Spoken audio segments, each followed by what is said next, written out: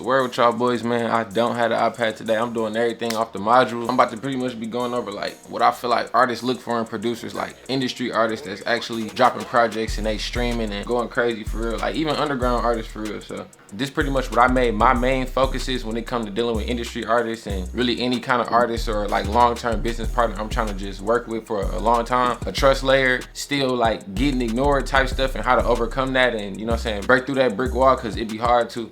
And then the no pressure advantage, my follow-up formula, why it's important to like make quiet moves, and then adaptability. I hope y'all got y'all notepads. We're gonna first start off with a trust layer you don't see but must build. Industry artists don't work with producers they like. They more so work with producers that they trust. Once you really start working with industry artists, you kind of understand that you're not on your own schedule no more as far as like when you get to send beats. Like you can send beats whenever you want, but like if an industry artist like needs something at a certain time, like you gotta understand like they record at weird hours, they switch moods fast, and they can change what type of beats they want from day to day. Like literally they might want a certain style now and then change their mind a day later, 2 weeks later, and now you making a whole different pack for the same artist, you feel me? So the only way to really stay locked in is by always having a heavy vault ready and constantly cooking new experimental ideas while still building your own signature sound, you feel me? So they not gonna love like every beat that you send, and that's normal, but if you stay adaptable and keep sending the right vibes at the right moments and never box yourself into like one sound, songs start happening consistently, relationships get stronger, and that's when real momentum and placements begin to stack. So don't just really like chase placements or try to force your sound on the artist. Really fall back, keep sending your beats, keep working as much as you can, but also understand like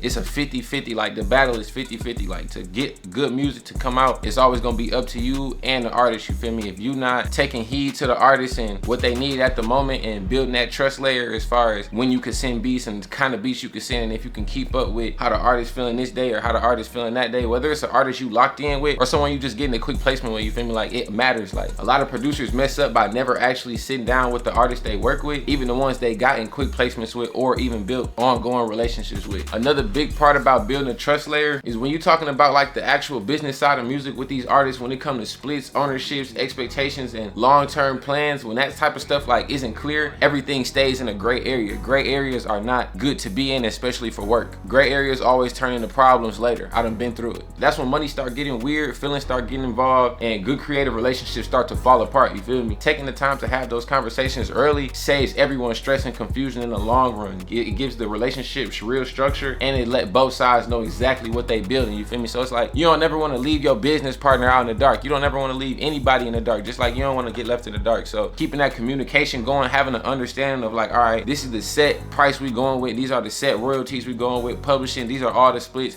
having all that stuff down packed and being able to keep up with the beats, I feel like is the two most important things that like matter when it comes to building a trust layer, you feel me? Especially with an artist, bro, because y'all both creative people, y'all both just want to work at the end of the day. So when you get this type of stuff out the way early, it make everything easier in the end. But once all that stuff is handled, you can stop worrying about the business side and fully lock in on the music and the music only. Make sure you build a trust layer with your artist, bro. You sending what they need for the beat sent, you building a bond with your artist, and you feel me, you got all the business and stuff handled correctly, so that if y'all are building a long-term relationship, you could literally just talk about the business like 1 or 2 times and everything's gonna be understood, you feel me, from there on out, unless your terms change or the artist terms change or they end up getting signed or the label change something. Like other than that, as long as your terms stay your terms and you don't switch up, you good. But that's it for the trust layer. Next, we're gonna talk about y'all sending beats to artists and still getting ignored or left on red. Artists pick beats off of identity match. So your beat, you could have the hardest beat, bro. Like everybody make hard beats. I can go find a 14-year-old that got hard beats, but it's about the identity match. A lot of producers don't realize that generic beats, like the kind of stuff that artists have heard 1,000 times, don't really hold much value anymore. Artists are flooded with beats every single day, so just sending recycled or over trendy beats isn't always going to be enough to stand out. You gotta touch the artist, you gotta reach the artist. What I found that creates value is when you're willing to help build a sound with the artist instead of always expecting them to fit into whatever style you happen to be sending at the moment. The real goal is to send beats that feel like a mix of your own signature sound and the vibe that the artist naturally records on. You see what I'm saying? So when you building your own signature sound and you recording with a certain artist, this certain artist already has made plenty of songs before y'all started working, unless you made their first song. So it's like,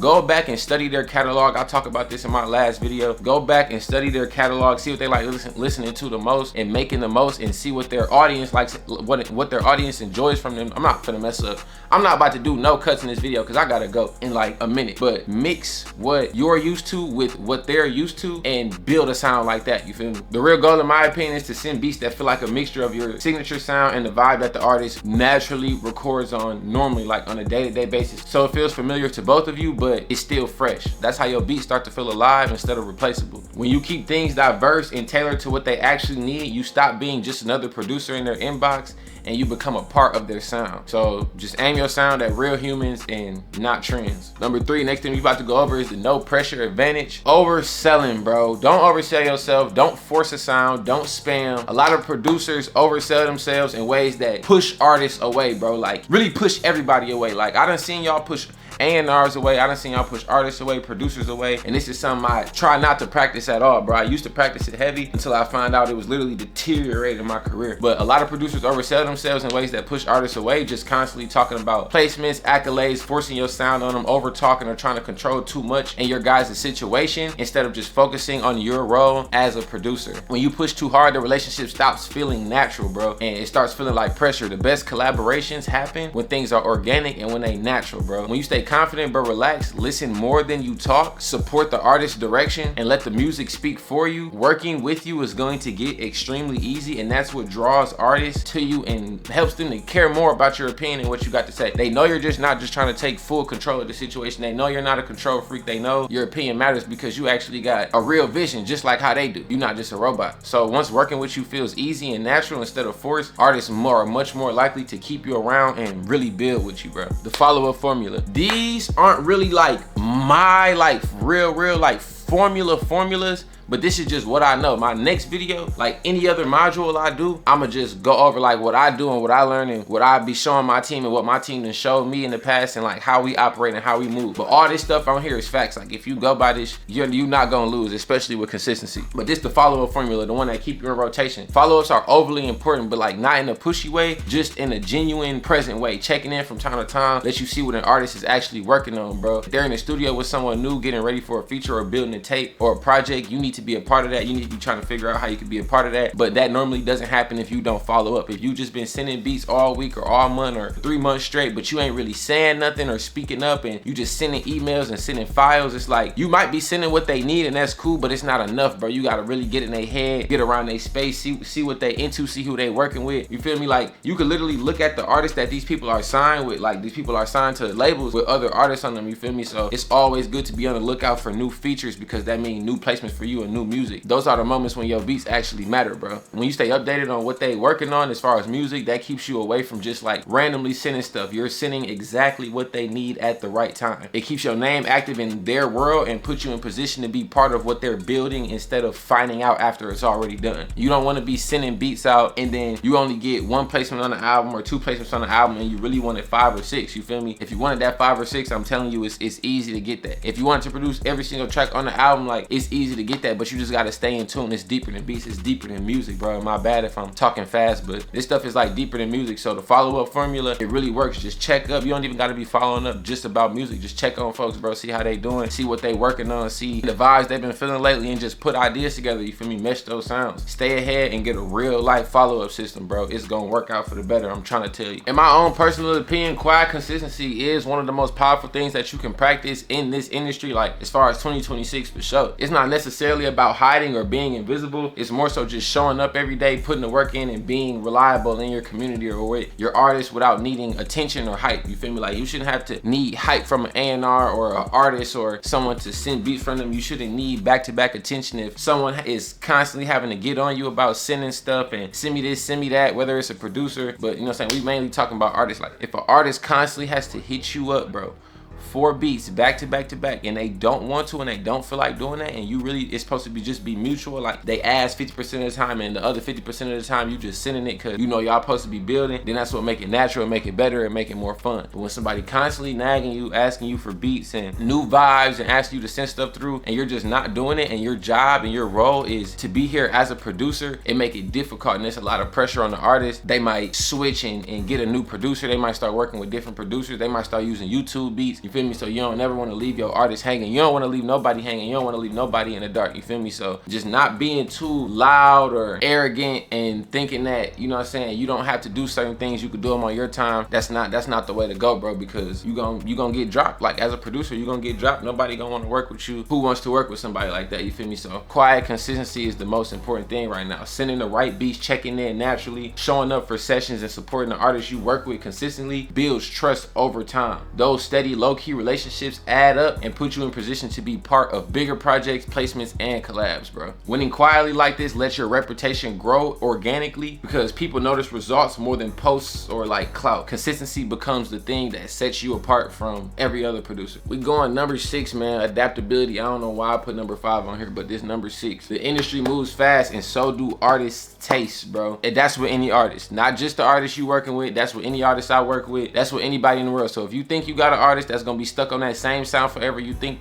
that man is Boss Man D-Lo, that man is not Boss Man D-Lo. That man is gonna want to change it up eventually. So you gotta be ready for that. Staying reliable ain't just about sending beats on time. It's also about being adaptable, bro. You need to be able to shift your style, experiment with new sounds, and still maintain your signature sound. This is important because you want to fit what the artist needs at the moment. Artists respect producers who can evolve with them without losing what makes their sound unique, because that's how you stay relevant and you got songs dropping. Songs are gonna be dropping. If you keeping up with the artist, songs gonna drop, bro. It's just that simple. These are socials. I don't know where they at on the screen because I don't know where I'm gonna put like my head at.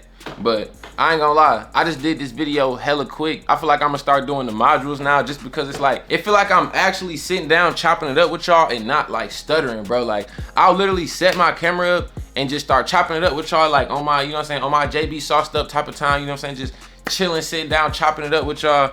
And I'll stutter, bro, or I'll like stop and then I'll be like, bro, I gotta redo it. So it's like, I just like having this stuff right here. Like, I don't know if y'all ever seen my setup, but I ain't about to show y'all all that right now. It's just important for me to be able to actually just keep flowing and keep talking and chopping it up with y'all. As long as y'all taking y'all notes, I feel like we gonna be straight, bro. I'm gonna keep these videos going.